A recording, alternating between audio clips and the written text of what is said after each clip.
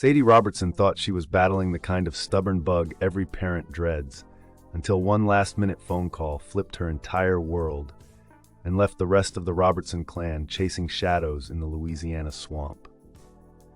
But before we reached the moment that changed Sadie's life for good, something even stranger was already stalking Duck Commander HQ. Uncle Si burst into the warehouse changing room, waving his hands like a traffic marshal at rush hour. He swore he'd just spotted Bigfoot taking a bubble bath in Bayou Bartholomew. Willie's first reaction? A slow grin and a raised eyebrow, then a plan. If Si was spinning yarns, why not spin them into ratings? He called in Nathan and Luke, hosts of the Blurry Creatures podcast, to test the legendary tale. The podcasters arrived armed with night vision goggles, plaster molds, and theories about hidden primates that see women and children as non-threats and supposedly love haunting flute music. The mission: prove or hilariously disprove Si's swamp monster. Willie's movie maker instincts kicked in next. He turned the Adams Bayou backwoods into a guerrilla film set, posting trail cams in a wide perimeter and drafting every relative into a part. John Luke and adopted brother Will jury-rigged a duck call that squealed like a cross between a sax solo and a growling bear. Zane and Shep, 8 and 10, became live bait, a job title they bragged about at school the next day.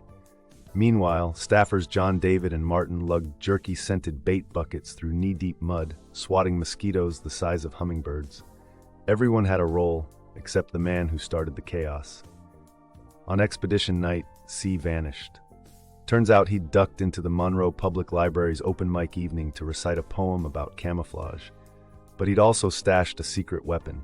Longtime Duck Commander vet Godwin, who lumbered through the pine trees in a shag carpet Sasquatch suit, waving at trail cams like a theme park mascot. The stunt spiked every heart rate monitor on Willie's watch, but it also gave Willie the plot twist he craved. If a documentary felt forced, why not write a Bigfoot feature film?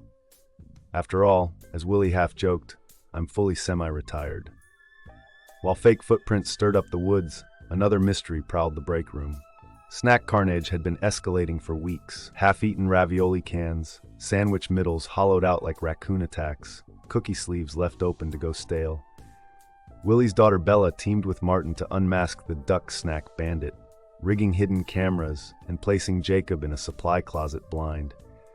After Alexis, Elizabeth, and Jeffrey nearly fainted finding Jacob in full tactical crouch, the footage finally rolled in, and the thief turned out to be Willie himself, stockpiling jerky for the Bigfoot stakeout. Zane ratted him out during Sunday lunch, gleefully handing Bella her victory. Willie could laugh off a jerky heist, but Sadie's sudden flu rang every alarm bell. 2 days before her scheduled talk at Breakaway Ministries, a student-run Bible study drawing thousands at Texas A&M, Sadie crawled into bed, shivering. Husband Christian Huff, remembering past phantom injuries, half teased that she'd miraculously heal by game day. Even so, he brewed ginger tea while Sadie FaceTimed Corey, begging for mom-grade TLC. The idea of canceling Breakaway crushed her. The event's organizer had just gushed on the phone about 400 volunteers in an overflow arena. Sadie whispered, "If you need a backup speaker, I totally understand." The organizer's nervous silence made her swallow those words. She resolved to show up, fever or not. The next morning, headache pounding, Sadie stared at the bathroom mirror and felt a different kind of nausea, the kind she'd felt twice before.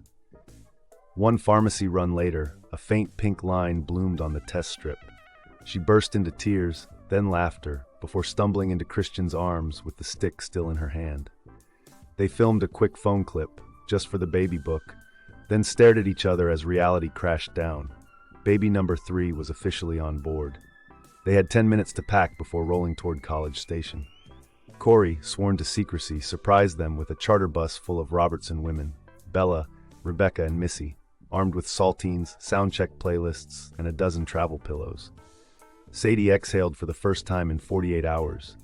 News travels faster than a duck call through cypress trees, and by sunrise, Sadie Preggers was trending. Fan forums exploded with theories. Some cheered the miracle timing, after Sadie's earlier health scares. Others dredged up rumors that she used drama illnesses for social media clicks, claims she's repeatedly shrugged off. At the same time, whispered worries persisted over family patriarch Phil Robertson's decline, after his public Alzheimer's battle and recent passing in late May.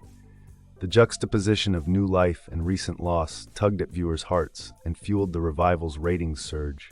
Rumors suggest producers might weave these highs and lows into future episodes, though A&E hasn't confirmed storylines beyond mid-season. Breakaway night looked like a rock concert.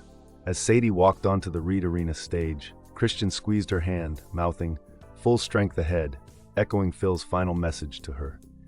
She delivered a 30-minute talk about identity, purpose, and stepping into unexpected seasons, careful not to reveal her secret, but glowing in a way only her inner circle understood. When the lights dimmed, she exhaled backstage, already imagining the future headline.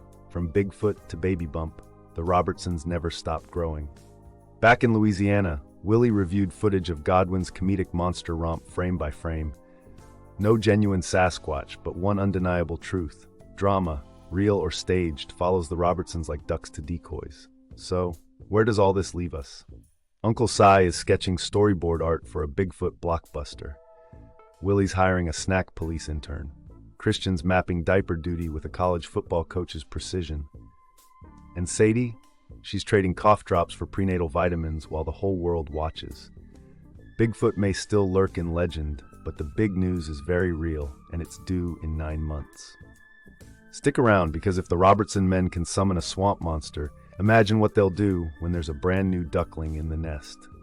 Hit that subscribe button, ring the bell, and keep your binoculars ready. The next surprise could be hiding in plain sight.